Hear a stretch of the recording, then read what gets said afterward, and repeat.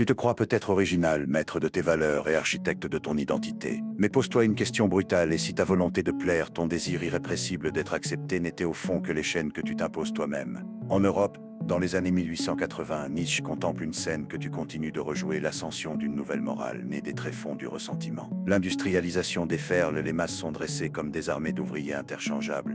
La discipline collective impose l'effacement des différences. C'est ici, au cœur de cette mécanisation de l'humain, que la morale des esclaves pousse ses racines. La généalogie de la morale, premier traité, t'arrache l'illusion que tes valeurs seraient forgées dans la lumière d'une éthique désintéressée. La vérité est plus sombre. La morale des esclaves, c'est ce système insidieux de valeurs qui surgit non du courage de créer, mais de la peur de s'affirmer, du refus de la puissance. Faiblesse, passivité, humilité, ce ne sont pas des vertus choisies par amour du bien, mais brandies comme armes défensives contre ceux qui osent être grands. La morale des esclaves serpente dans la psychologie collective comme un anesthésique lent, disséminé goutte à goutte dans le langage quotidien. Ne te fais pas d'illusions, il ne s'agit pas, comme le murmurent les pseudo-penseurs du bien-être, de glorifier l'écrasement du faible ou de justifier la cruauté. Ce que Nietzsche dévoile, c'est le mécanisme par lequel les majorités transforment leur impuissance en idéal, érigeant la modestie et la soumission en sommets moraux, non pour survivre, mais pour rendre suspect tout élan vital. Ce glissement,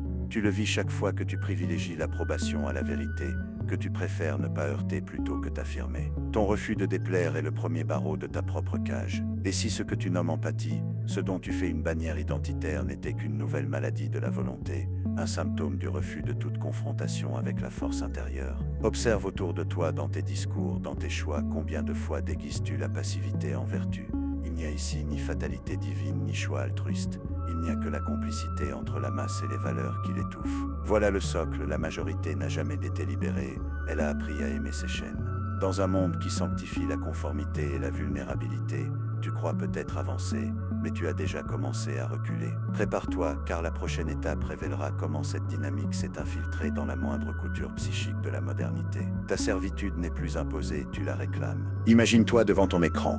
À chaque scroll, tu dévores l'image de la conformité, l'approbation tapie derrière chaque like. Jadis, sous l'Europe corsetée du 19e siècle, l'Église et ses dogmes veillaient sur la docilité des esprits. Aujourd'hui, ton feed d'Instagram est le confessionnal où tu renouvelles ton pacte avec la médiocrité collective, sans croix, sans clergé, mais avec des algorithmes plus infaillibles encore dans leur capacité à façonner ta morale. Ce n'est pas la police qui surveille tes gestes, c'est ta propre conscience colonisée qui tresse la laisse autour de ton cou. Pourquoi? Parce que la morale des esclaves, diagnostiquée par Nietzsche dans la généalogie de la morale, n'a jamais disparu. Elle a seulement migré du sermon au smartphone, du presbytère à la plateforme.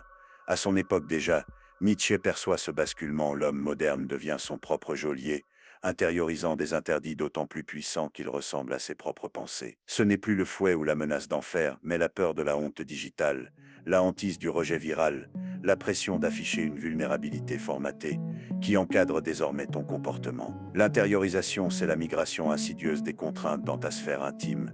La police du comportement devient une conscience coupable autosurveillante, pilotée par la honte publique et la peur d'être éjecté du troupeau virtuel. À force, la soumission moderne s'infiltre comme une bruine invisible, jusqu'à ce que tout instinct vital soit grignoté par le doute et la comparaison.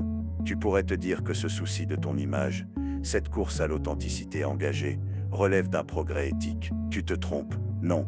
La conscience morale incentivisée par Instagram ou LinkedIn n'est pas une preuve de maturité. Elle n'est que l'automatisation du réflexe servile, la servitude volontaire reformatée pour paraître subversive. Nietzsche n'a jamais justifié la fuite du conflit intérieur au profit du mimétisme confortable. Ce théâtre numérique où tu joues le figurant, c'est un cercle fermé. Pourquoi continuer à jouer un rôle dans un théâtre qui n'accorde jamais le premier rôle à ses propres figurants? Revenons, ce qui a l'air de Nietzsche s'installer par la religion et la morale, est désormais véhiculé par le spectacle permanent et la validation algorithmique. L'auto-asservissement d'aujourd'hui n'est plus religieux, il est viral. Chaque like est une petite prière à la normalité. Mais si tu perçois enfin la subtilité du piège, une question s'impose: comment briser ce cercle? Et à quel prix psychique sortir de la matrice de la soumission volontaire? Prépare-toi, la libération aura un goût d'exil intérieur. Arrive le point de rupture, celui que tu as toujours repoussé sous prétexte de prudence ou de réalisme, ce seuil où ce n'est plus le système, ni tes parents, ni la société, qui programme ta morale. C'est ici, devant la béance qu'ouvre l'arrachement, que la question change de nature. Ce ne sont plus des arguments que tu opposes, mais ta vie entière qui est en jeu. Tu as intériorisé tant de lois étrangères, tant de scripts transmis sans signature, qu'il est devenu presque impossible de démêler tes propres désirs de ceux que ton époque t'injecte au compte-gouttes. Voici le piège tu t'imagines unique, alors que tu exécutes fidèlement le code périmé de la morale des esclaves, reformaté en version 2.0 sous la forme de challenge, de trends, de parcours d'excellence institutionnalisés. Tu veux te libérer Ce n'est pas en récitant des mantras TikTok, ni en changeant ton avatar LinkedIn. La transmutation nietzschéenne exige un affrontement direct avec ce dont tu as hérité, non pour le fuir, mais pour le disséquer pièce par pièce. C'est un travail d'alchimiste qui consiste à brûler l'illusion que choisir ses valeurs serait une question de préférence ou d'optimisation. Voici le vrai chantier: saboter délibérément tes schémas autolimitants, non pas dans une fuite éperdue vers l'originalité, mais comme une prise d'otage des tréfonds de ta propre psyché. Ta bibliothèque de développement personnel est en réalité un musée de responsabilité évitée.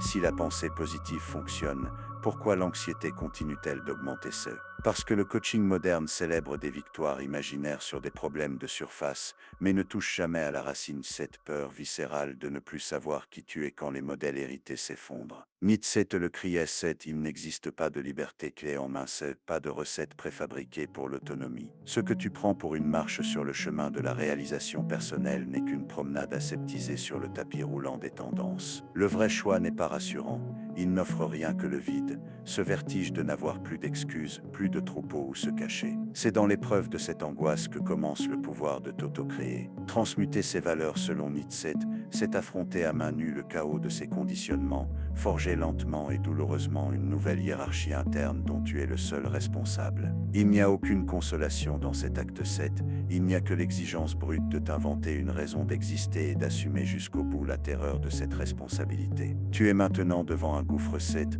continuer à recycler les scripts du troupeau ou t'arracher enfin à la facilité pour tenter l'acte radical de la création de soi. Le choix est suspendu au-dessus du vide. Personne n'en sort indemne, mais personne non plus ne t'attend de l'autre côté pour t'applaudir. Ce saut, tu dois le faire seul, ou retourner docile vers la servitude que tu connais si bien.